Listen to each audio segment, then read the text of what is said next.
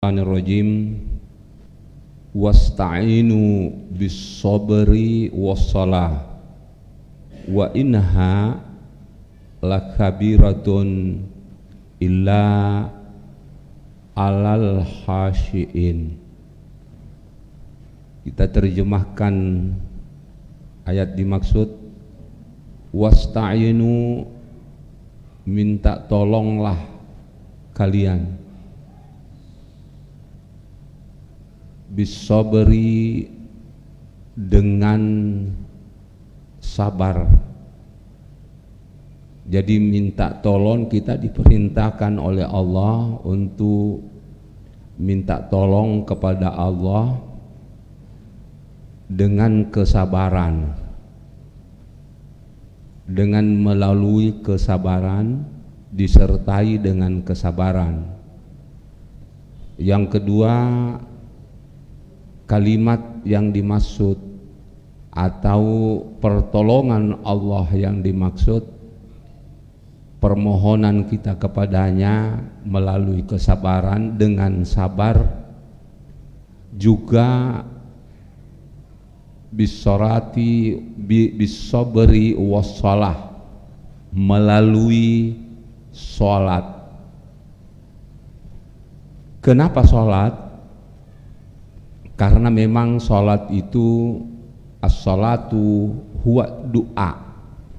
Sholat itu adalah sarana untuk memohon pertolongan kepada Allah Subhanahu wa Ta'ala. Karena sholat adalah doa, kumpulan doa-doa yang kita panjatkan di dalam sholat kepada Allah Subhanahu wa Ta'ala. Dalam ayat ini Allah lanjutkan kalimatnya, wa innaha, sesungguhnya sholat itu lakabiratun ay sakilaton, dia merupakan perkara besar. Kalau dalam tafsir Jalalain di sini dikatakan lakabiratun, maknanya adalah sakilah, sangat berat, sangat susah, ya, sangat susah, ya. Sakilaton, akan tetapi tentu saja susah yang dimaksud di sini tidak hanya susah atau berat dilakukan untuk menunaikannya 5 kali dalam sehari, akan tetapi juga yang dimaksud di sini adalah bagaimana kita tegakkan sholat itu dalam keadaan yang semestinya. Apa maksudnya? Yakni al-khasyi'un, kecuali orang yang khusyuk. Bagaimana ini ya? Bagaimana menegakkan sholat secara khusyuk? Yakni dengan tentu saja mengingat Allah Subhanahu wa Ta'ala sebanyak-banyaknya dan sebesar-besarnya di dalam sholat. Itulah yang dimaksud oleh ayat ini adalah lakabiratun, memang berat. Berat untuk kita tunaikan dalam hal melaksanakan sholat tersebut. Dengan cara apa? Yakni kata Allah Subhanahu wa Ta'ala, tapi sebenarnya mudah dilakukan, mudah dilaksanakan bagi mereka yang khusyuk. Itu khusyuk. Mari kita lihat. Di sini dikatakan sakilatun illa alal khasyiin, sangat berat ditunaikan, sangat berat dilaksanakan kecuali mereka yang menunaikannya secara khusyuk. Khusyuk. Apa yang dimaksud khusyuk? Ini. Yang dimaksud khusyuk salah satu diantaranya oleh ulama tafsir memberikan makna khusyuk di dalam sholat adalah minimal bisa mengetahui apa yang kita baca sebagai bacaan sholat. Pada saat kita mengucapkan kalimat takbiratul ihram, bukan hanya lidah yang mengucapkan Allahu Akbar, akan tetapi hati harus mengakui bahwa benar-benar tidak ada yang kuasa, tidak ada yang besar, yang maha besar hanyalah Allah Subhanahu wa Ta'ala. Itu di dalam hati kita. Lidah kita mengatakan Allahu Akbar, akan tetapi hati mengakui kalau memang hanya Allah yang maha besar. Itu salah satu makna, bahkan oleh ulama mengatakan itu adalah tingkat yang terendah. Tapi tidak apa-apa, yang penting kita khusyuk kan gitu, bisa memahami apa yang kita ucapkan di dalam sholat. Ya, sampai-sampai betapa pentingnya, betapa pentingnya memahami bacaan sholat, ya, berusaha untuk memahami, mengetahui apa yang kita baca. Di dalam ayat yang lain Allah mengatakan begini, la taqrabus sholata wa antum sukara hatta ta'lamu ma takuluna.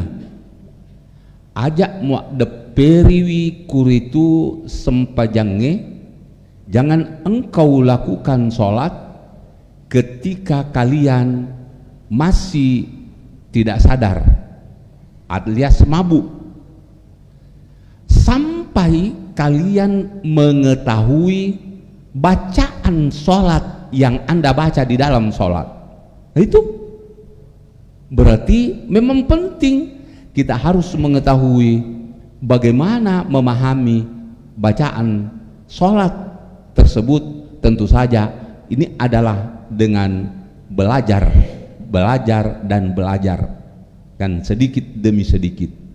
Pada saat kita membaca surah Al-Fatihah yang tentu saja diawali dengan bismillah, mungkin atau memang lisan kita mengatakan bismillahirrahmanirrahim, tapi dalam hati kita di dalamnya selalu berikrar dengan memanjatkan, dengan membaca sesungguhnya, atau dengan menyebut nama Allah yang maha pengasih lagi maha penyayang. Nayap bismillahirrahmanirrahim nasaba asena puangala ta'ala mal bange pamasena nama kamase bismillahirrahmanirrahim. Pada saat kita membaca alhamdulillahirabbil alamin, nayap pujie puangala ta'ala mana punaiwi kuritu lillahi rabbil alamin puanna ia manena alange. Setiap pujian miliknya, milik Allah yang menguasai Rabbul Alamin, yakni alam semesta. Itulah yang salah satu makna daripada khusyuk di dalam sholat. Bahkan dalam ayat yang lain beberapa mufassirin membawa ayat itu kepada makna khusyuk. Innama yahsyallaha min ibadihi al ulama. Naya tahu kami nammi tahu lauri puangala ta'ala. Ulama tafsir membawa kata mitau di sini adalah khusyuk. Sesungguhnya orang yang paling takut dengan Allah, innama yahsyallaha min ibadihi, dari seluruh hambanya, al ulama adalah mereka yang memahami, mengetahui Di antaranya adalah mengetahui bacaan sholat itu sendiri. Al ulama yang banyak tahu tentang itu. Itu ya. Jamaah maghrib rahimakumullah, dalam ayat ini ya ada kiat ya, ada pembelajaran langsung dari Allah. Apa gurung poleri puang Allah Ta'ala, langsung poleri puang Allah Ta'ala untuk mendapatkan khusyuk di dalam sholat. Dalam ayat ini, meskipun kata khusyuk dalam ayat ini sebagai makna dari khusyuk itu sendiri, siapa mereka yang khusyuk itu? Di sini dikatakan alal khasyiin as-sakinina ila ta'ah, teguh, konsisten, as-sakin, konsisten melaksanakan yang namanya ketaatan kepada Allah Subhanahu wa taala. Itu kata khusyuk menurut ulama Jalalain di sini. Tapi Allah sendiri yang menerjemahkan, Allah sendiri yang menjelaskan kata khusyuk dalam ayat ini. Siapa mereka? Mereka yang khusyuk itu adalah alladzina yazunnuna, mereka yang yakin, mereka yang sedang meyakini. Yazunnuna yukinuna ya, mereka yang mampu meyakini annahum mulaqu rabbihim, bahwasanya mereka pasti akan berjumpa dengan Tuhan mereka, wa annahum ilaihi rajiun, dan sesungguhnya mereka akan kembali kepada Allah Subhanahu wa taala. Ayat lanjutan dari ayat ini mendorong kita untuk mendapatkan khusyuk di dalam sholat. Memang harus kita menyadari diri kita bahwa pasti kita akan berjumpa dengan Allah. Dalam artian ada ulama kita mengatakan begini kan, narekomelo ki tetongengi sempajange dengan mendapatkan khusyuk di dalam sholat, maka yakinilah, atau dengan kata lain camkanlah bahwa sholat yang saya lakukan ini adalah sholat terakhir dalam hidup saya. Itu. Kenapa ulama mengatakan demikian? Karena sebenarnya dasarnya ayat ini, kalau Anda mau mendapatkan khusyuk di dalam sholat, yakinlah kalau sebentar lagi kau akan berjumpa dengan Tuhan, kau akan diadili oleh Allah Subhanahu wa taala. Tentu kan gitu. Itu salah satu cara untuk mendapatkan itu, bahwa apa yang saya lakukan ini, sholat yang saya lakukan ini adalah sholat terakhir, dan sebentar lagi saya akan berjumpa dengan Allah Subhanahu wa taala. Itulah makna, itulah salah satu cara untuk mendapatkan khusyuk di dalam sholat berdasarkan ayat yang kita baca. Alladzina yazunnuna, orang yang bisa khusyuk adalah mereka yang selalu di dalam ingatan mereka bahwa dia pasti berjumpa dengan Tuhan mereka, wa annahum, bahwa sesungguhnya mereka ilaihi, kepada Allah, rajiun, pasti kembali. Apa maksudnya kembali? Yakni mempertanggungjawabkan apa yang kita lakukan di bumi ini. Fil akhirati, yakni payujazihim. Itu yang dimaksud. Yang dimaksud di sini rajiun, yakni kita akan kembali menghadap kepada Allah, lalu Allah akan membalas semua amal perbuatan kita di dunia. Payujazihim. Itu bukan hanya sekedar kita kembali ke Allah tanpa ada pertanggungjawaban. Sehingga dikatakan rajiun, yakni salah satu diantaranya isinya adalah yujazihim, kita akan mempertanggungjawabkan, Allah akan membalas apa yang telah kita lakukan. Selanjutnya ini, jadi ayat selanjutnya sudah mau mengantarkan kita untuk memasuki inti surah Al-Baqarah. Apa yang dimaksud surah Al-Baqarah? Surah Al-Baqarah adalah surah yang berbicara tentang topik. Apa itu topiknya? Apa judulnya? Judulnya adalah sapi betina. Ya, ini jadi dia sudah mau, ayat ini akan mengantarkan kita ke cerita tentang sapi betina. Ayat selanjutnya ini yang akan mengantarkan kita nanti, ya Bani Israila, wahai keturunan Israel. Siapa itu Israel? Yakni Israel itu adalah anaknya Nabi Ishak yang namanya Nabi Yakub. Yakub itu namanya adalah Israel. Jadi semua keturunan Yakub, anak cucunya ke bawah, namanya Bani Israel. Ya kan? Ya Bani Israel, wahai keturunan Yakub, Nabi Yakub, ya, wahai keturunan Israel. Apa itu? Ulkuru nikmati allati an'amtu alaikum. Ingerang ngimbo menang.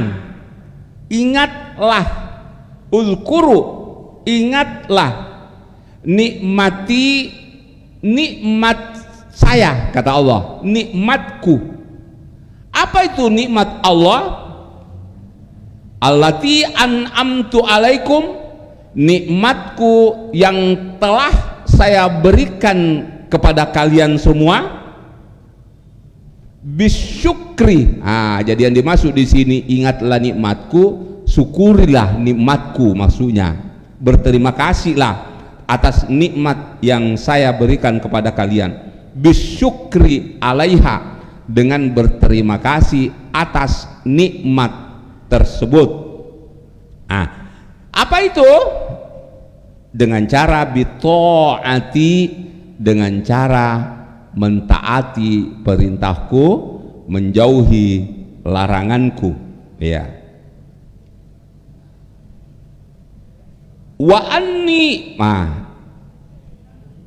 faddaltukum alal alamin. Salah satu di antara nikmat Allah terbesar bagi anak cucu Israel, anak cucu Nabi Yakub, ya. Apa itu? Yakni faddaltukum alal alamin, Allah memuliakan kalian alal alamin, di atas alam semesta, atau Allah memuliakan Bani Israel melebihi atau dari umat-umat yang lain, termasuk diantaranya adalah kaum Fir'aun, ya kan? Fir'aun dan beberapa kaum-kaum yang lain selain Bani Israel. Maka Allah mengatakan dalam ayat ini, pada saat itu Bani Israel lah yang paling mulia dari umat-umat yang lain pada masanya. Selanjutnya, abaukum, yang dimaksud di sini yakni kami memuliakan kalian, yakni tentu saja adalah orang tua kalian, abaukum, nenek moyang kalian, ya, nenek moyang kalian. Alal alamin, alimi, ya, alami alami zamanihim, ya, melebihi, lebih mulia dari umat yang lain pada zaman mereka. Gitu ya maksud. Alami zamanihim, ya, fi zamanihim di zaman mereka. Selanjutnya, wattaku yauman, takutlah kalian, khafu yauman, takutlah kalian pada hari apa? Di mana hari itu la tajzi nafsun an nafsin syai'a, tidak ada lagi manfaat pertolongan seseorang dengan orang yang lain. Jadi takutlah di sebuah hari, di satu hari di mana hari itu tidak ada lagi gunanya istilah pertolongan, ya, pertolongan. Kenapa? Karena memang ya orang kalau dalam ayat yang lain, ya, yauma tafirrul mar'u min ahihi wa sahibatihi wa banihi, ya, pada hari itu setiap orang yang bersahabat dia lari dari sahabatnya, setiap orang anak lari dari orang tuanya, orang tua lari dari yang lainnya. Kenapa? Oleh karena tidak ada lagi manfaat pertolongan, ya. La tajzi nafsun an nafsin syai'a, tidak ada lagi pertolongan antara satu dengan yang lain meskipun hanya sekecil apapun, kata Allah, syai'a, ya.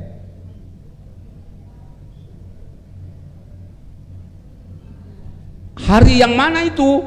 Huwa yaumul qiyamah.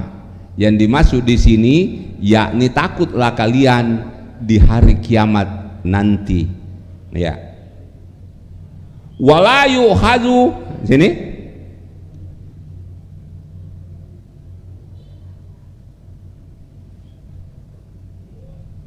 wala yuqbalu bitta'i wal ya'i. Jadi boleh dibaca wala yuqbalu, boleh juga wala tuqbalu, ya, wala yuqbalu wala tuqbalu, katanya bisa, ya, salah satu bacaan.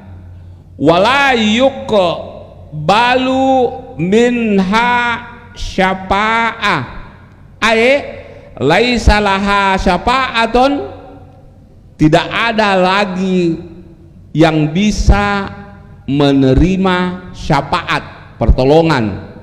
Jadi tidak ada lagi nanti syafaat, tapi ada syafaat lain, ya. Tentu saja yang dimaksud di sini syafaat maksudnya pertolongan antara seseorang dengan orang yang lain. Tapi syafaat seperti misalnya syafaatnya Al-Quran, syafaatnya Nabi kepada umatnya tetap ada, ya. Jadi yang dimaksud di sini adalah antara seorang dengan orang yang lain, antara teman dengan teman lain, antara saudara dengan saudara lain, tidak ada lagi yang begituan, ya.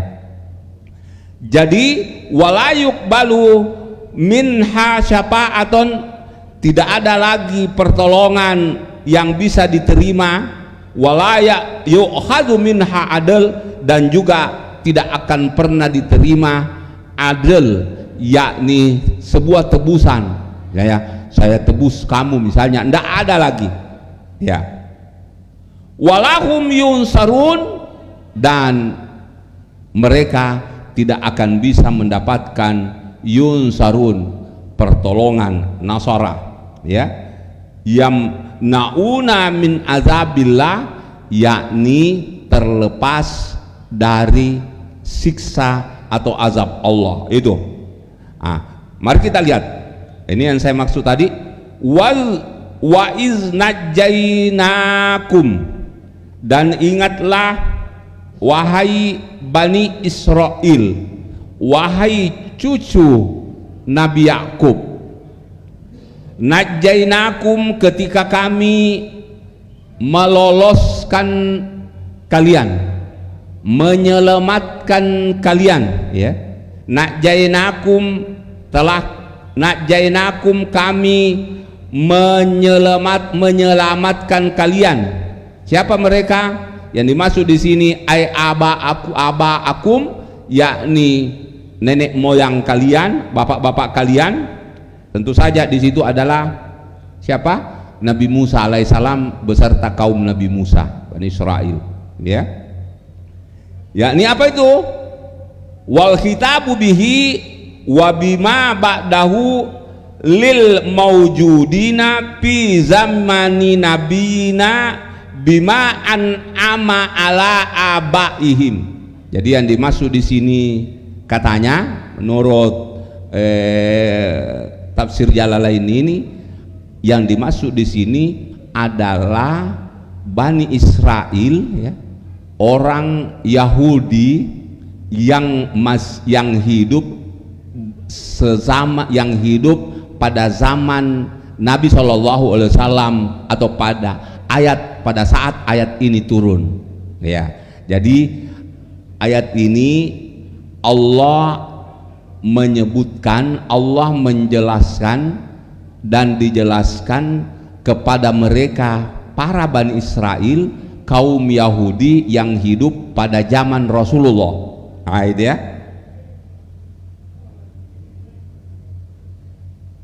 Apa itu? Di mana Allah memberikan nikmat kepada nenek moyang mereka, Bani Israel, yakni Nabi Musa beserta kaumnya, ya. Apa itu?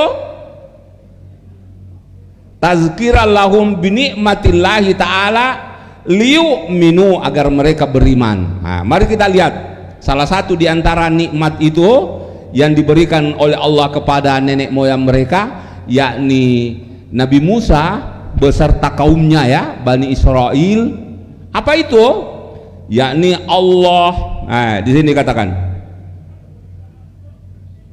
iznajjainakum, ketika kami melepaskan, ketika kami meloloskan, ketika kami menyelamatkan kalian min ali fir'auna, ya, ini dari keluarga Fir'aun, dari pasukan Fir'aun, ya. Itu yasumunakum, apa itu? Yakni penyiksaan mereka kepada kalian. Apa saja siksaan mereka yang di sini? Yuzikunakum, mereka menyiksa kalian, su'al azabi, dengan siksaan yang sangat berat, dengan siksaan yang sangat pedih. Apa diantaranya? Nah, ini diantaranya di sini Fir'aun Fir'aun menyakiti, Fir'aun menyiksa Bani Israel pada saat itu, umatnya Nabi Musa alaihissalam, dengan cara apa? Yuzabbihuna abna'akum, mereka menyembelih, membunuh anak-anak laki-laki Bani Israel yang sementara yang sementara, yang baru dilahirkan oleh ibunya, ya. Jadi semua anak yang baru dilahirkan oleh ibu kandungnya, kalau kebetulan yang dilahirkan itu adalah anak laki-laki, maka pasti dia dibunuh, disembelih oleh kaum Fir'aun. Nah, itu. Tapi ternyata Allah menyelamatkan Nabi Musa alaihissalam pada saat dia masih di dalam kandungan ibunya, bahkan pada saat beliau dilahirkan oleh ibunya, Allah menyelamatkan beliau. Nah, sehingga dikatakan Allah menyelamatkan kalian dari penyiksaan keluarga dan tentara Fir'aun dengan cara apa? Yakni dengan cara menyembelih semua anak laki-laki dan membiarkan hidup anak perempuan. Jadi waktuna Nabi Musa yamanenna anak oronewe harus riuno, berbeda pada saat jahiliyah, zaman jahiliyah. Waktuna Nabi ta yamanenna anak makunrai rilahirkangi poleri indona wajib dibunuh, dan itu menurut menurut undang-undang yang berlaku dalam negara itu, ya, menurut konstitusi, peraturan secara resmi, perempuan yang dilahirkan wajib hukumnya dibunuh atau dikuburkan, ya, dikuburkan oleh orang tuanya sendiri, ya kan? Tapi waktunya Nabi Musa tanya tahu si makunrei riuno naya kiaya manena anak oranewe yang dilahirkan wajib dibunuh. Itu ya. Jadi mirip-mirip, ya, mirip-mirip sejarah yang terjadi pada masa Nabi Musa dan pada masa Nabi kita Shallallahu Alaihi Wasallam. Ya, selanjutnya yuzabbihuna abna'akum, mereka menyembelih, mereka membunuh anak-anak laki-laki kalian, al-mauludina, yang sementara dilahirkan, wa yastahyuna, dan membiarkan hidup, nisaakum, bayi perempuan kalian. Bayi perempuan kalian. Liqauli ba'dil kahna, berdasarkan ini, kenapa mereka membunuh laki-laki yang dilahirkan? Ini dikatakan oleh karena liqauli ba'dil kahnati, oleh karena informasi yang diperoleh dari dukun, apa itu, tukang ramal, ya, tukang. Jadi ini adalah hasil ramalan bahwa akan ada nanti akhirnya Fir'aun itu tumbang, ya, kekuasaannya oleh karena diganti oleh seorang, di mana orang itu nanti baru akan lahir, dia adalah seorang laki-laki. Maka berdasarkan itu semua anak yang lahir kalau dia laki-laki wajib dibunuh. Kenapa? Karena jangan sampai itulah nanti yang akan menggantikan Fir'aun sebagai raja alias Tuhan. Kita akan tahu Fir'aun memproklamirkan dirinya sebagai Tuhan. Ana rabbukumul a'la, saya ini adalah Tuhanmu yang paling agung. Kata Fir'aun, ya. Nah, ini. Nah, di sini dikatakan, ya, inna mauludan yuladu fi bani Israel yakunu sababan lizihabi malakika. Dia yang akan lahir nanti itu adalah seorang laki-laki yang berasal dari Israel, yakni keturunan Bani Israel, yang akan menggantikan kerajaanmu, wahai Fir'aun. Itu menurut ramalan tadi ini, tukang ramal disampaikan kepada Fir'aun. Siapa yang tidak marah, ya kan? Ada orang yang mau menggantikan saya, maka diinstruksikanlah.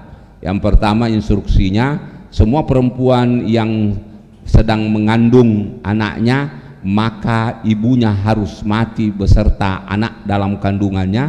Tapi ternyata Nabi Musa dalam kandungan juga bebas dari ancaman itu.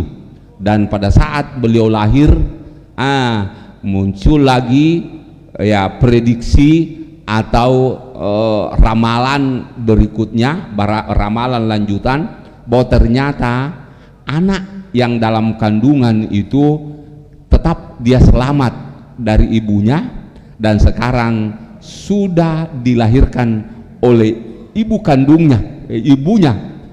Maka kembalilah Fir'aun menginstruksikan semua yang lahir kalau dia laki-laki dari bangsa Israel ya wajib hukumnya dibunuh. Itu menurut ayat ini. Wa fi zalikum balaun mir rabbikum azim. Yang demikian itu kata Allah, yakni adanya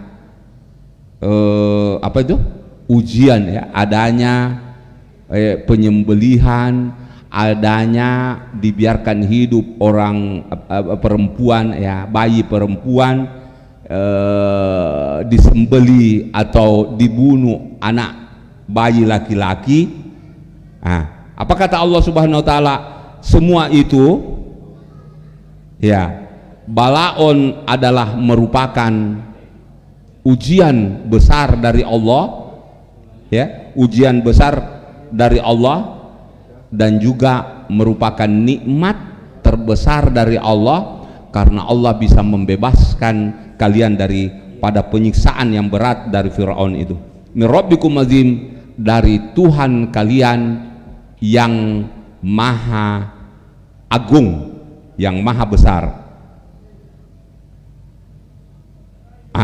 Kita tambah satu ayat, wazkuru, dan ingatlah wahai cucu Nabi Yakub, yakni Bani Israel, iz parakna, ketika kami memberikan farakna, membelah ya, parakna membelah, bikum untuk kalian, atau bisa babikum dengan sebab kalian.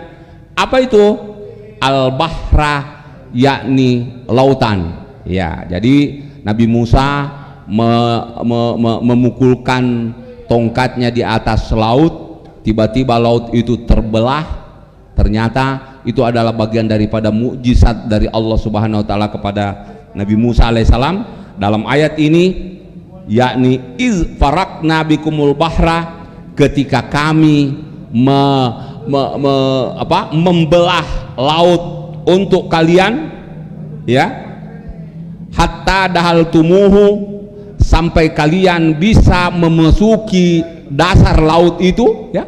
Jadi ternyata setelah terbelah laut, Allah mengizinkan Bani Israel melewati antara dua lautan ya. Tentu saja ini tadi ya, jadi diantaranya, di antara air laut itu tadi yang begitu besar ya.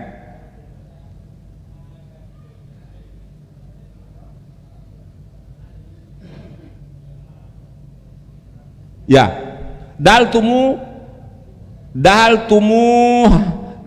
tumuhu ya, haribina min aduikum. Lalu yang lain mengejar kalian dari musuh-musuh kalian. Jadi dia menyusul, maksudnya menyusul tadi itu Fir'aun beserta tentaranya ya, beserta tentaranya lewat yang dilewati Nabi Musa beserta kaumnya. Apa yang terjadi? Allah mengatakan dalam ayat ini, fa'anjainakum, lalu kami menyelamatkan kalian, wa agrakna ala fir'auna, sementara Fir'aun beserta kaum Fir'aun kami tenggelamkan mereka, wa antum tanzurun, dan kalian ikut menyaksikan kejadian tersebut. Itu ya. Jadi ternyata seperti beberapa pekan yang lalu kita sudah jelaskan dalam ayat ini ya, sebelum ayat ini, di mana Allah memberikan kemujizatan kepada Nabi Musa alaihissalam, tongkatnya bisa berubah sesuai dengan keinginan ya sang pemilik tongkat, termasuk diantaranya tali adalah bisa membelah laut. Dan ternyata setelah lautan terbelah, di sanalah Nabi Musa beserta Bani Israel lari di antara dua lautan tadi ya.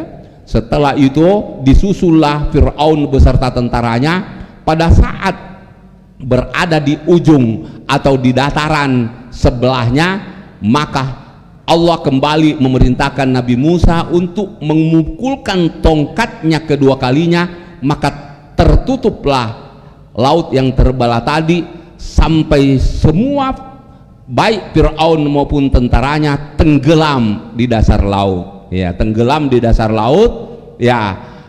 Disitulah yang dimaksud oleh Allah tadi, bahwa Allah menyelamatkan kalian dari kejaran Fir'aun melalui lautan yang terbelah tadi. Masya Allah, bagian daripada mukjizat Allah subhanahu wa ta'ala. Saya kira itu nanti Allah dalam ayat selanjutnya, Allah ayat akan menyampaikan ke kita, atau dengan kata lain mengantarkan kita untuk mengikuti kisah tentang Al-Baqarah, sapi betina yang juga berhubungan dengan Bani Israel. Jadi Al-Baqarah ini adalah sapi betina yang berhubungan dengan Bani Israel. Saya kira itu kita tutup dengan bersama-sama baca doa. Bismillahirrahmanirrahim. Alhamdulillahirabbil alamin, hamdan syakirin, hamdan yuafi ni'amahu wa yukafi mazidah. Ya Rabbana lakal hamdu. Allahumma rzuqna fahman nabiyyin. Rabbana zalamna anfusana. Rabbana atina fid dunya hasanah. Sallallahu ala Muhammadin walhamdulillahi rabbil alamin. Assalamualaikum warahmatullahi wabarakatuh.